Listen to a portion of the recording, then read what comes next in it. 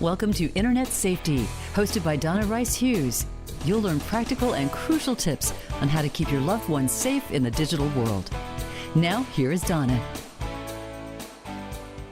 Hi, everyone. Thank you so much to this week's episode of Internet Safety, and I am your host, Donna Rice Hughes.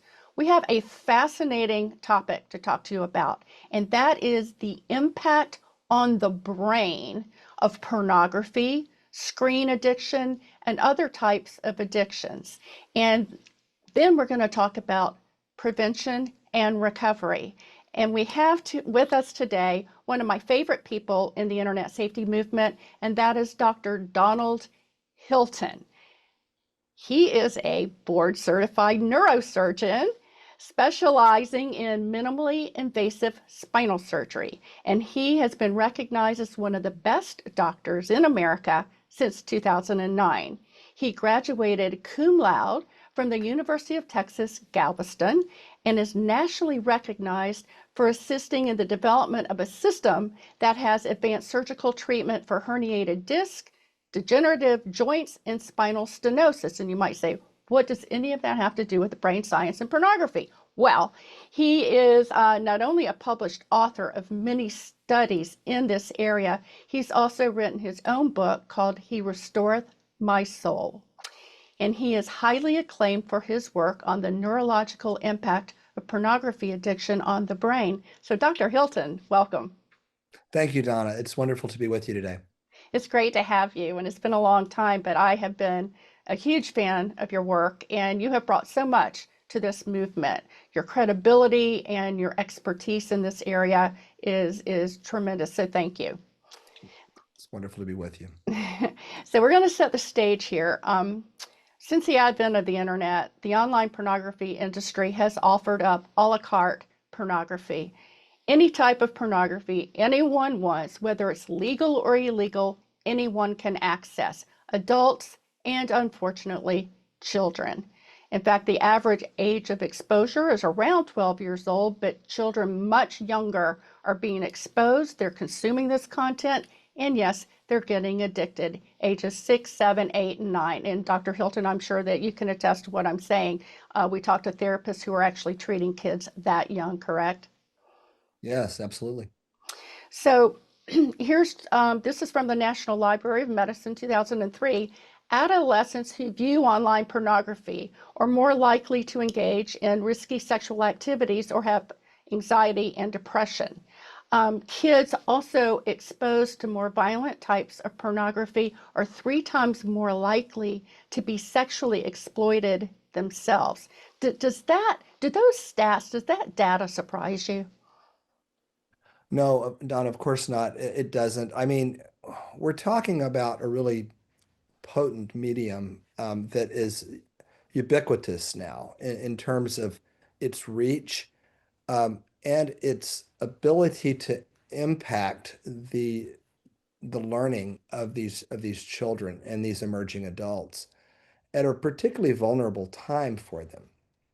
You know, it's we know that children learn quickly. We've seen this, of course, with their language ability and with everything else that they learn.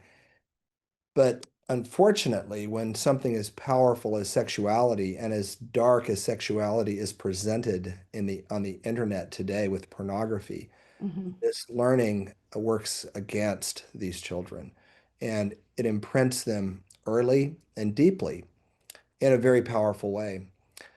It's a form of what we call perceptual learning.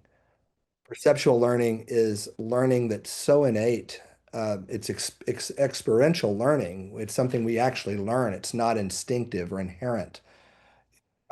But after we learn it, looking back, we think it's instinctive, and we think we've essentially always felt or liked this. An example is our son, when he was young, about 4, my wife decided it was time for him to like goat cheese. And so she put some goat cheese on his plate and said, "Here, I really want you to taste this." And he went, "I don't want to do it, Mom." Anyway, he protested, and finally he ate the goat cheese, and and let's just say that it didn't stay down. And it was a we now he's 40, or he's a dentist. He loves goat cheese. And yet it's something he had to learn, and taste is like that. Many things are like that. With human sexuality, there's a form of perceptual learning with that is such that things that um, the child would never inherently think of or like de novo uh, become to the child instinctive if taught to that reward system Mhm. early enough. You're right, and we're going to get into really the neuroscience behind this because I think it's important to understand what's happening in the brain with pornography exposure, and how the neurochemistry is causing this imprinting. But I want to just go back a minute to ask you, how did you get involved in the brain science behind pornography addiction?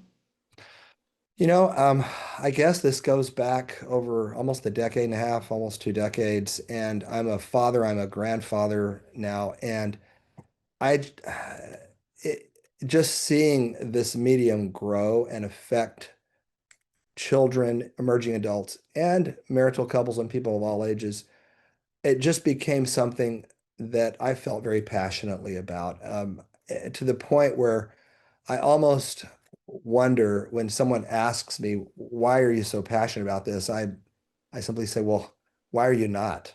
Yes. If you care about the future, if you care about human emotion, human connection, then I think anyone would be if they really understand what I understand. Donna, frankly, what you understand, and any of us that have been in this movement for any period of time understand. You're right. And I mean, this content is so toxic. Um, I think people now are beginning to understand that the type of pornography that is on the line, is on the internet and available to anyone, including children, is not the pornography of 20, 30 years ago. It's certainly not the type of pornography that an adult can legally buy in print or broadcast, what we call the softer material, Playboy, Penthouse, etc. This content is very uh, graphic, it's very deviant. About 80 to 90% of it, depending on what study you look at, depicts some type of violence and aggression against a female. There's also the deviant types of content, is like bestiality with any animal from Noah's Ark, to excretory pornography, and the list can go on and on and on. And content that would make a lot of parents' hair stand up on the back of their neck, and yet children are seeing this. Yeah, it's pretty remarkable, really, if you think about that. Everything that you've said, Donna, is absolutely true. You're not inflating any of this. It's the norm now, and it really does affect in a very basic way in terms of the basics of the child's knowledge of what human sexuality is, and then what we are as humans. It affects that at a very basic level where children learn to like what normally they would not like, and which would be repugnant to them. And they grow up with that. And perceptually, then they learn that at such a deep level that it really hijacks their sexuality, and it induces a stifling sameness in their sexuality. There's no real individuality to their sexuality as they grow up. It's simply porn sex that they've been taught by performance pornography individuals who think they're performing a service, and yet they're damaging not only themselves, but these children and millions of others. Don't we see that too in the type of violent content that's out there, where rape is normalized, violence against women is normalized, choking, etc., to where boys and girls, prepubescent even, and certainly those in puberty and teens, actually have become, this type of violent sex has become something that would ordinarily have been repugnant to them, now is actually drawing them in. That's very true, Donna. It's the Bridges study and others have shown that the majority of scenes in modern pornography and some of the most popular clips of pornography today do portray in a positive way um, violence or aggression against women. And it teaches the women also that this is what men want. So it teaches them also to act as if they like being treated like, as if they were an object in a dehumanized way. And it teaches the men that women are simply objects to be used and not human beings to bond with. So I think it's remarkable in a dark way how powerful this medium has become in teaching the next generation. You mentioned choking. You know, choking, for instance, is has become popularized in pornography, and emerging adults and are doing this in their sexuality. It's infusing into their sexuality now. And there's no safe way to choke. There was someone was talking about, I forget what it was. It was on some, not a pornographic channel, but someone that was uh, certainly um, more on the in the camp of those who would endorse this kind of sexuality. And they were trying to say, well, there's a safe way to do choking. Hmm. I'm listening to this as a neurosurgeon, and I'm saying, look, I'm sorry, but that's one area that we do know about, and that is the carotid arteries. We in my training we used to do a lot of carotid surgery, um, and carotid dissections can be caused by even light trauma. And the carotid arteries run here just under the skin, right over here. You can feel your pulses, which you don't want to push too hard. You can pass out. But there's the cervical spine is just between the skin and my finger and the spine. And if I push, I'm going to hit that carotid artery. Now you don't want to do that, anyone watching this, but particularly if you're squeezing, even if you're not completely blocking the airway, which is another problem, of course, but you're going to trap that carotid artery against the spine, and you can produce what's called a carotid dissection, Hmm. where and that creates strokes to do Right. that. And so there's no safe way to choke someone. And Well, and we found too, Dr. Hilton, sorry to interrupt, but because I want to get to the anatomy of a child's brain, but I just want to make a point. We know that the prefrontal cortex is not fully formed until the mid-20s, or not fully myelinated. This material imprint more easily on a child's brain than an adult's brain? That's my first question. And also describe what is the a brain's neuroplasticity all about? so basically, in terms of how our brains function, and particularly and then with children, this frontal part of our brain is where our judgment, volitional thinking is located. And then back in the back part, bottom of the brain, is the brainstem. Brainstem is more driving desires that help us survive, reproduction, food, eating. The hypothalamus, the brainstem, um, they're all more instinctive areas. In the brainstem, a neurotransmitter called dopamine really drives salience. Salience means what do you want? Incentive. And it sends projections to this reward center, which is kind of in the middle between, near the hypothalamus. And then the hypothalamus, thalamus. And then the frontal areas send wires down to the reward area as well from the other side, chemical mainly called glutamate. It's another neurotransmitter. And in essence, the brainstem is saying, just do it. If it looks good, feels good, eat it, do it, just to reproduce, just to not starve, just to reproduce. And the frontal area says, fine, yes, pleasure is wonderful, but it contextualizes the pleasure with meaning. It can contextualize it with purpose, versus taking a nice Ruth's Chris steak dinner and putting it in a blender and then drinking it really quick as a shake, versus sitting there with your spouse on an anniversary and enjoying a wonderful steak dinner over a few hours. So same calories, but a totally different experience. So this contextualization contextualizes and adds meaning to our pleasure. And sexuality is certainly like that. And in children, as you mentioned, the frontal areas are not fully formed until the mid to late 20s. And so the glutaminergic projections are not as formed and matured. And also myelinated. As a child learns, they form a lot of connection and they myelinate a lot of these connections, which means they insulate these brain wires, so to speak, so the connections occur more quickly. And then they prune also. They learn a lot of things they don't need later. And so pruning is cutting back Mm. some of the things that they don't need. Um, in a sense, this frontal area, these glutaminergic projections represent a braking system of sorts. Well, pleasure is great, but also are there consequences to just eating nonstop fats and carbohydrates? Yeah, there are. There's some downsides to that for sure, even though it tastes good. And sexuality is certainly that way. There's things that are not going to be positive in a person's relationships in their life.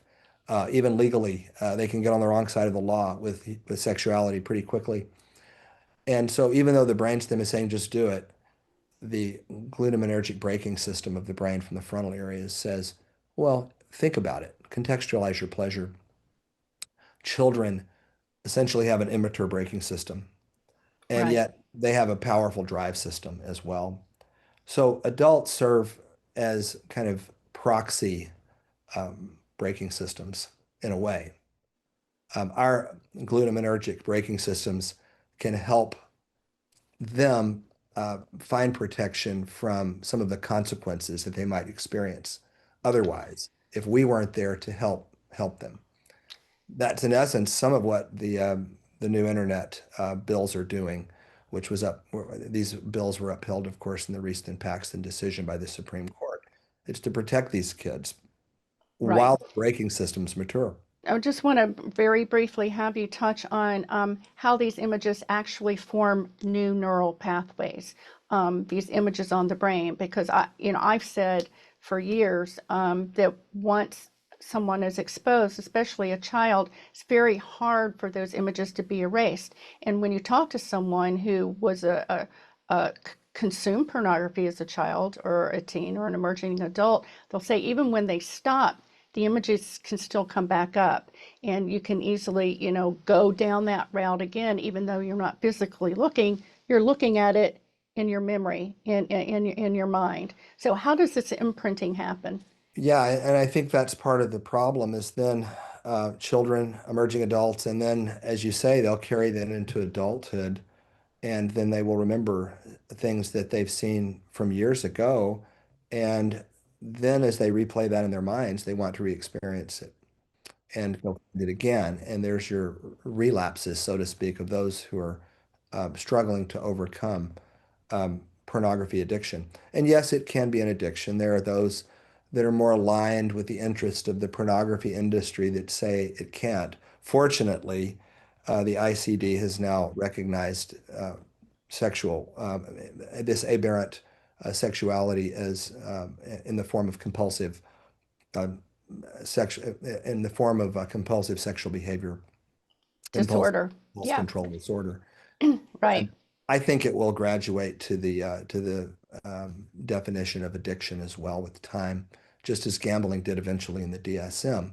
And I was glad to see that the ICD actually did, give this a name, uh, compulsive sexual behavior disorder, or CSBD, for those who like acronyms. But how much pornography does a youth need to consume to get addicted? And I want to delve into an area that I don't hear many people in our movement talking about, maybe just a few, and that is what's the role of the arousal release response as far as what's happening to the neurotransmitters. And when I say that, parents, I'm talking about masturbation. So would you delineate for me and for parents listening the difference between a child being exposed and not going down that path where they're using this material to arouse themselves and have release, and the child that does go down that pathway and starts using and consuming pornography in that way. It's a powerful reward system. And any powerful reward system can become a focus very quickly in any of our brains. William Halsted is the father of American surgery, and this is back at the turn of the century, and originally in New York, and then he became the head of surgery at Johns Hopkins, and really started the whole process of surgical training as we know it today. But he found that this material, Novocaine, of course, we use to inject our skin to numb it up if we're going to sew someone for dental procedures, et cetera. Well, cocaine was really worked for eye surgery, and he was one of the first ones to use that. You'd drop it on the eye, and it would anesthetize the cornea. But he and other surgeons found that it also was a peppy chemical. It would give you a little bit of a kick as well. And unfortunately, Dr. Halsted became addicted to cocaine with a lot of other physicians 120 years ago. And so they treated it by using morphine and opioids. So he had a dual addiction his whole career, which Mm, there's a book, Genius on the Edge, that talks about that. And so it, pornography, in a sense, is like that. It was internet pornography was a danger that we didn't fully recognize when it came out. We just thought, well, it's there. We didn't know a whole generation was going to be porn scripted by it, and they have. And there's a lot of fear with that. And unfortunately, sometimes even hopelessness if we have a child who's been exposed and who seems to go back. And I think that's where we have to understand that children are resilient. And then if we can teach them connection and love, hold on to them with our love and realize that there are resources, there are therapists that are helping. And it may require, if a child has been sexually scripted with these powerful pornography images at a young age, then yes, there are therapists that understand the potential for this to become a lifelong compulsion and can help. And I think it warrants that.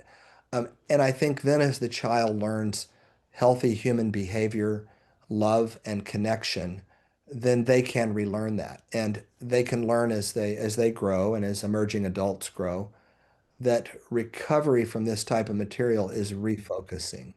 It's refocusing our reward system. And neuroplasticity does form new wires. There are new connections. The brain literally rewires. They found that with the string hands. In other words, each part of our brain controls a specific area of our body for motor function. And they did a study years ago and found that the part of the brain that controls the string hand in violin players that start playing early and often and become quite skilled, it literally grows and becomes bigger than the motor areas of people that are not expert violin players. So, there's many other studies that show that the brain changes in response to learning. right. And addiction is a form of learning. Addictive behaviors also imprint the brain similarly. And as is recovery, as is learning to reconnect human sexuality with emotion and with love and with bonding and connection. Right. And to find that, those emotional feelings of connection with a bonded person and having respect for the body and respect for sexuality, that's actually a bigger high Mm, than the tired, stifling sameness of porn. right. We know that even from your own work that pornography exposure is decreasing gray matter of the brain. Um, my first question, briefly, can that gray matter be restored? Number one, and number two, because of the impact on the neurochemistry of the brain, the gray matter of the brain, etc., can we say that pornography use is actually causing brain damage? I mean, is that a You know, stretch? I would probably myself, it definitely changes in a neuroplastic way the brain. But just to qualify those statements in terms of what would others say looking at those studies, and there's several interesting studies. You mentioned gray matter change. There's the Galent study done in Germany that was done a number of years ago that showed changes in a reward center gray matter area and associated with the hours of pornography viewed. Um, and so this was is it causation? A critic would say, well, you can't really say that's causation. You're showing association, but is it people that are just naturally born with smaller gray areas tend to watch more porn or, that kind of thing? Honestly, I think there's enough studies now that, yeah, and we know that neuroplasticity is real to say that, in my opinion, yes, I think there's causation, even though that study itself can't prove that. Hmm. What I would say is that any form of powerful learning physically changes the brain. Pornography is certainly a form of powerful learning with regard to the brain, with pleasure, with emotion, with the physicality of what happens with sexuality. And so it deeply imprints the brain in that way and changes the brain. Recovery or changing our perspective with regard to human sexuality, where it becomes um, much more than just pleasure, much more than just a shot of vodka or a hit of cocaine. It becomes a bonding life experience. Hmm. That also is a powerful form of learning. It's actually a much deeper high. I don't just mean the sexual high of someone that's bonded in a marital relationship. I'm talking about the entire human experience of being connected to another person. Hmm. That's a much bigger high than the loneliness of porn sex, the cadaveric porn sex. So, what are the brain scans showing? I mean, you can actually see the impact of pornography on the brain. I'm assuming you can also see the impact of a screen addiction on the brain or alcohol or whatever on the brain. What are the brain scans showing? So there's two ways to look at how these compulsive behaviors, whether it's a natural addiction or compulsion like substance addiction, as you mentioned, or a behavioral addiction, as in internet gaming, screen time gambling, or pornography. And the two things that you can see are number one, structural changes, and you look at that with a structural MRI, and you can measure changes in certain areas of the brain from normal. Or I would say differences. You measure the differences in someone that's compulsively using whatever Mhm. their addictive behavior of choice is compared to someone that's not, and there's differences. And then the other one is metabolic changes, and that is a Q type study, a metabolic MRI. And these metabolic MRIs look more at metabolism. In other words, if you show someone that is addicted to cocaine a line of cocaine and you measure their kind of metabolic response in the reward center, it will, with the appropriate chemicals, look at that light up, so to speak. And you've seen those pictures. This is the brain on cocaine. And if you show that to someone that's not addicted to cocaine, you show a line of cocaine, they'll look at it and their brain won't light up. They're going to go, did someone spill some flour? That's that white powder there. It means nothing to them Right, versus someone that's using cocaine in a compulsive way, an addictive way, and they'll light up. And pornography is the same way, and those studies have been done as well. Numerous right, studies now that show that someone that's not addicted to pornography may see it and may even have an aversion to it and go, "Wow, that's kind of off from what I'm used to seeing," versus someone that's compulsively using pornography where they would light up, so to speak, with their reward system, with the right. behavior. Let's go to the parents. And you've referred to this quite a lot, and I'm glad because you've set the stage for how important it is for a child to understand what healthy sexuality looks like. Because it's just like in teaching people who to find counterfeit currency. They show them this is what a real dollar bill looks like, and this is what counterfeit looks like. So as we start teaching our kids early, what is healthy sexuality? Why is it important to apply the golden rule, to teach others or to do unto others as you want to be done unto you, and to even model parents respect for each other and healthy sexuality. So can you speak to that? First of all, and then let's go to when do we start having conversations with kids about the type of sexuality they're going to be seeing out there eventually when they do get exposed to the internet and even, content that's in on TV, etc. I think, Donna, you were in Rome in 2017, right? Yes. Meeting that Pope Francis and the Vatican sponsored about protecting children at the Gregorian Pontifical University. I was invited to speak at that, and do you remember we had that private audience with Pope Francis afterwards? Oh, I do. In fact, I've got a picture of talking to him and shaking his hand afterwards. And what a magnificent event that was. And thank you so much for the role that you played. But yes, I remember everything about it and I refer to it a lot. Yes, and I remember you and Jan and I and everyone were able to meet Pope Francis. But he said something in his talk that he gave us, and I've used this in numerous presentations. He gave this in Italian, but of course translated it for us into English. Basically, he said it is naive to assume that a world in which adults use and integrate pornography into their personal lives, that those same adults can effectively protect their children. Mm. And I thought that was a powerful and insightful statement that Pope Francis made. And I've used that quote many times. And I think it now we get to the next level and we're like, okay, so TVMA generally is going to have some nudity, some sexuality in most of the material being offered in most of the platforms today, most of the media platforms, TVMA.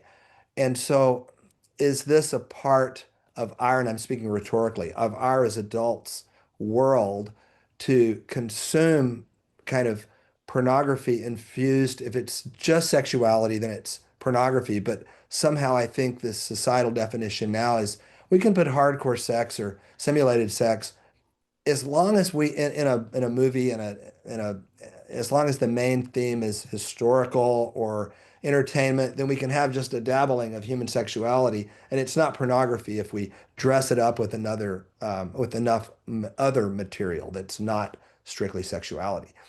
And I think that infuses porn culture into our society at a deeper level, and I think TVMA has become far too common in that way. And I think if that becomes part of our, and I'm speaking rhetorically, our as adults in America and in the world, part of our entertainment palette, Hmm. our taste, and we become so desensitized in our own dress and our own behavior and our own casualness with language, with sexualized language, for instance, then yeah, it's going to be harder for us to really instill protective mechanisms and attitudes in our children. So I'm not, a prude saying, uh, look, all sexuality is bad. My personal feeling is I don't feel sexuality in that way should be portrayed on a screen. That's my feeling about it. Human sexuality is not bad. It's absolutely wonderful. In my perspective, in a bonded marital relationship, that's me and my perspective. But certainly the way that human sexuality is portrayed in most movies, TV, MARs, and a lot of other media venues, I think just is preparatory fare, Hmm. sliding Yeah. into strict porno, into more dark, more devious fare that's beyond the line of what anyone would consider um, good taste, safe. Right. And there's always a slippery slope, right? So once that we become desensitized as a culture to sexuality, in a film, etc., then we may be more, desensitized to sexuality infused with violence in film and television. And we've certainly seen that happen in pornography online. Okay, let's talk about talking to kids. How do we start to talk to them and when about healthy sexuality and also help them understand and prepare them for when they most likely will be exposed to even hardcore pornography on the internet? Uh, what's your thought on that? Donna, there's so many yourself with what you're doing to protect, to bring awareness to parents about what pornography is and how ubiquitous it is, how powerful it is. What your organization does, what Kristen Jensen with Good Pictures, Bad Pictures, what Gail's doing, Gail Dines with Culture Reframed, and other organizations. I think it takes truly a collaboration of all of you, of us together, an awareness of how important this is for the future to instill in our children an understanding of human sexuality where they will own their own sexuality and not have this stifling sameness of porn create for them Hmm. what sexuality becomes in their life, a hijacking, so to speak, of Right. what could be something beautiful for them. And I think that communication starts early. It starts really early now. It starts with those um, age appropriate discussions about what sexuality is and about what you might see on the internet. And if you do, tell mommy, tell daddy about it. Let's Hmm. talk about that. And we can explain kind of what's happening rather than the kind of silent exposures that are then hidden and then become more of a compulsive, secretive behavior that Right. spirals downward.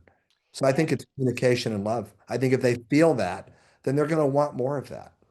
Yeah, exactly. And teaching them that how to treat the opposite sex and to show love and respect to someone else of the same sex, but of the opposite sex, which, I don't have young children, but I've got 5 grandkids now, 17 and younger, about, being exposed to this material. Have you seen something? Or if you see anything online or someone shows you something online that makes you feel uncomfortable or icky or whatever words you want to use depending on the age of the child, I want you to be able to come to mommy or daddy and talk about it. And you're not going to get in trouble. In fact, I am going to give you a big hug for coming and telling me because we want to talk about these things because Yeah. there are very real issues, there are very real dangers, there's very real people out there, particularly in the online world, um, who will push material in front of you and other types of things in front of you that aren't good for you. And we want to talk about why that is so that you can learn to walk away from that and not go down that path just because everybody's doing it. Yeah. No, no question, Donna. That's the critical piece because we can't just tell our children to run away from the darkness. We have to provide something that they want to run to, Yes. that they will want to seek, that's more enticing to them than the darkness. The light has to be something that is a goal for them to aspire to, not just running from things that are dark or harmful. And with human sexuality, we can't get into this trap of saying, sex, no, bad, bad, bad. Well, when you get married, you can do it, but it's bad, Mm-hmm. bad. It has to be it's such a wonderful thing, and you want to protect it. You want That's to right. protect your sexuality and not be infected with this. As a physician, we, of course, in a medical context, deal with infections. Viruses, bacteria infect our bodies. These sexual perspectives that are harmful are infections. And the children are infected frequently so young that it's a perceptual form of learning. And they don't even realize they've been infected. They just think it's them. They Mm-hmm. just think, I've always liked this. So when do you think, I'm your doctor, I've had a lot of guests on this show and we talk about this, but as a physician, even though you don't treat kids, I know you and your wife do have work that you do in helping people come out of pornography consumption and addiction. When do you recommend a parent consider professional help if they find that their child is perhaps addicted to this type of content? I would say early, and there are certainly um, child therapists that really anywhere in any reasonably sized city that are savvy to this and that understand this. They're not naive to this whole Hmm. problem. So, Hmm. but if a child sees something and you talk to them about it, certainly not. I mean, just seeing pornography, it doesn't mean a person's addicted. It doesn't mean a child's Right. addicted, of course. But if we find that the child's been going back repeatedly over and over, seeing some really imprinting material, yeah, it might be worthwhile to just go to a trusted therapist. Mm-hmm. It's going to have our values and have them, it's not a parent, so maybe they will be able to Mm-hmm. have the child discuss or disclose things that they might not be comfortable telling mom or dad about even. Right. And some of the red flags that we talk about and the warning signs is an unusual sexual curiosity for their age, or sexual acting out at a young age, which may even include experimentation with other children sexually, etc. So a lot of these are warning signs. They could also be a warning sign that the child's been sexually abused. And I happen to be of the mindset that exposing children to pornography is a form of child sexual abuse. I But agree with you. yeah, Completely agree with you. yeah, it is, and it's cruel, and it can have life impact, negative impact if not dealt with. So, Dr. Hilton, thank you so much. I'm just going to do a little wrap here for our audiences about prevention, how important it is to start young. I do, and enough is enough. We recommend that you delay internet access and digital access as long as you can. There's no reason for a child to have a smartphone. There are safe phones that they can use that you can call them and they can call you. But once you open up the internet through a gaming device, through a laptop, through a computer, through a smartphone, you're getting all of the good of the internet space, and you're also getting the risk of the dangers, which can be, of course, exposure to toxic content like pornography, but also exposure to sexual predators, traffickers, online gaming issues and addictions, social media, screen time addictions, and just everything that goes with some of the downside of the internet. So delay that as much as you can, and when you do introduce the online world, put those tools in place. We strongly encourage that you use parental control tools. Filtering technology will let you filter out a lot of content like pornography, but even gambling content, violent content, hate speech, etc. Turning on those monitoring tools are really important, and setting time limits. So these tools are there to help you. And at Enough is Enough at internetsafety101.org, we've got all this information. It's all free. You can sign up for our newsletter. We'll keep you updated weekly as to what's coming down the pipe legislatively, with what big tech's doing, what's happening in our movement and the internet safety movement, and really give you as many tools and resources as we have available to us to send to you. But one of the first and most important things, Dr. Hilton, and I know that you will agree with me because you've alluded to this, and that is being that safe, loving parent for that child, and starting young and letting them know that nothing is off limits. You love them unconditionally, right? Absolutely. And that, love in the end is the most important thing. And if we'll just hold on to them with our love, then even if they're going through some rocky times, and in this world, they frequently will, but we can hold on to them and they'll want to come back. They will desire that high, the high of true human love, even more than the cheap sameness of the world and of pornography. Dr. Hilton, thank you so much for joining us, and thank you for the generosity of your expertise and all that you do as a volunteer in this space. And we just really appreciate you and your lovely wife, and we're most grateful. Thank you for joining us. No, it's been my pleasure, Donna. And again, thank you for all that you're doing. Well, thank you, sir.